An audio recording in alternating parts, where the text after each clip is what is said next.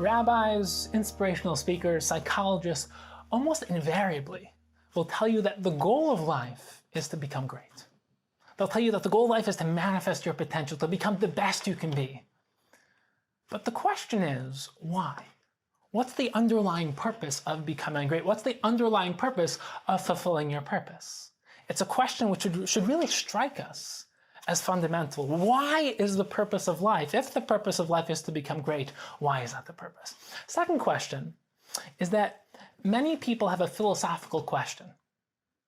If Hashem is really so perfect, how can he create such an imperfect world? A world with poverty and disease and natural disasters. Why is the world so full of chaos and imperfection? And last but not least, why is life so difficult? Why are we faced with so many challenges and obstacles? If the purpose of our life is to become great, why is it so hard? So those are the starting questions. Now, there are a couple of important prerequisites. Prerequisite number one is that when we talk about Hashem, we are only talking about the way that we perceive Hashem. We're not talking about objective reality because we can't understand objective reality. We can only understand Hashem based on how he appears to us. Like you can't understand Yud-Kei Vav-Kei, Hashem himself, you can understand Elokim, how Hashem expresses himself into this world. Number two is that when we talk about why Hashem created the world, we're not saying that this is why Hashem had to create the world. Aristotle famously said that the nature of God is he has to create the world. We believe in Ratzon, that the Ratzon Hashem chose to create the world. So the Ramchal, the Vilna Gaon, they always say, and the Maharal, and the Ramban, that Hashem chose to create the world, which is one of the most fundamental starting points before we have this discussion. The Ramchal and the Ramban explain as follows. The Ramchal mentions this in Das Tfunos, in Derech Hashem, in the beginning of Mesilas Yesharim, in great depth. And he, as well as many others, explain as follows. Hashem is absolute and ultimate goodness. Now Hashem is also more than absolute goodness, but the way that we perceive Hashem is that he's absolute goodness. But there's two aspects of being absolute goodness. Number one is that he is absolute good, but the other is that Hashem can also do good unto others. Not only be good, but to do good. So Hashem chose to actualize that potentiality when he created the world, and he chose to do good unto others. And what would be the ultimate good to give unto someone else? If Hashem is the ultimate good he can give is himself. So Hashem allowed for there to be an opportunity for other than him to experience Hashem. For other than him, for let's say Adam Harishon, to experience the ultimate goodness and oneness of Hashem. Which is, if you think about it, to be all-knowing, all-kind, all-powerful, to have complete self-control, to be godly. So in other words, Hashem created that which is other than him to experience godliness, to experience perfection. Now, the question is, and this is the ultimate question, why didn't Hashem create us in Olam Haba, create us in a realm of reality where we can experience that perfection, where we can experience Hashem? Now remember, we're talking about to almost be in a oneness relationship, to have the ultimate connection with Hashem. That's why the relationship between Klal Yisrael and Hashem is always referred to as marriage, as oneness. That's why when we talk about Matan Torah, Klal Yisrael married Hashem. That Har Sinai was the chuppah, that we were literally, we married Hashem. That Yetzias Mitzrayim was Erison and Matan Torah was the chuppah. So when we talk about the marriage that we have with Hashem, why did Hashem create us that way? Why did he create us in Olam Haba? Why did he create us in a world where we have to build it, where you have to use free will, but you have to choose it, where it's hard and difficult, where so many people aren't living spiritual lives, where you have to choose to be one of the rare individuals that lives life on a higher plane, that maximizes their potential, that is developing their mind and their medios, that is making the most of their life? Why is it so hard? So the Ramchal explains that the reason why it's so hard is because it's the term of the Yerushalmi, the bread of embarrassment. That Hashem didn't want to give it to us for free, because if it was for free, then it would be embarrassing.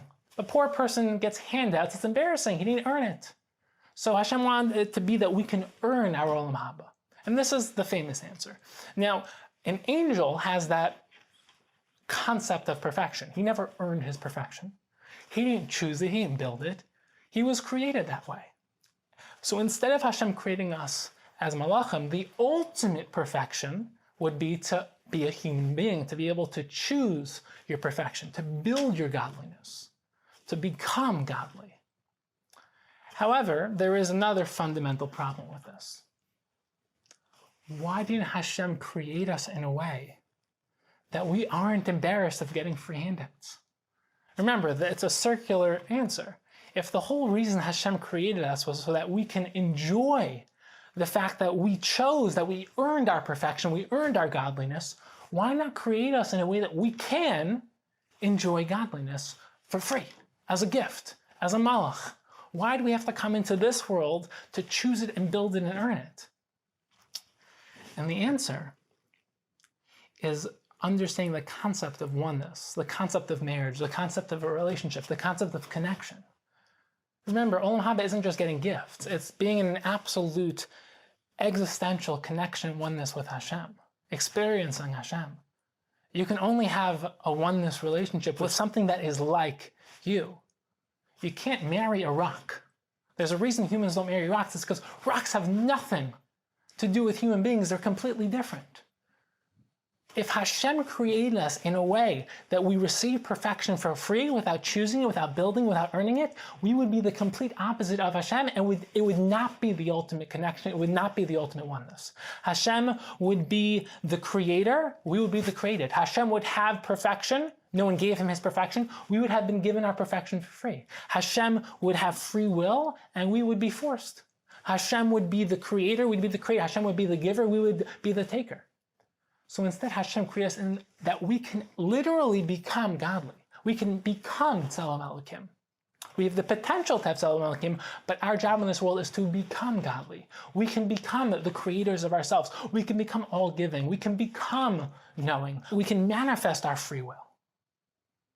And we can become like Hashem. And that's really why the difference between Hashem and us is that Hashem is perfect, Hashem is godly, and we have to choose to become godly.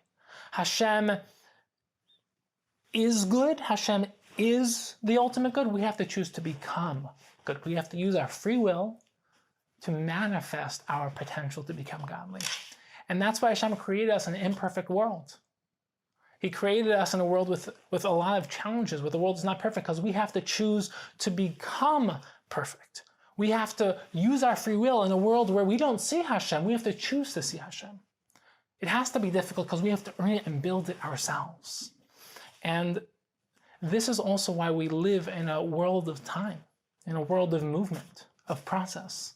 Because our goal in life is to become godly.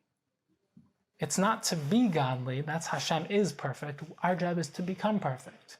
To constantly become more and more, to grow more and more, to learn more and more, to manifest more and more of our potential. And this is why the purpose of life is to become great. It's not just to become great for the sake of being great, it's to become our perfect selves, to become godly. That is why Hashem created us.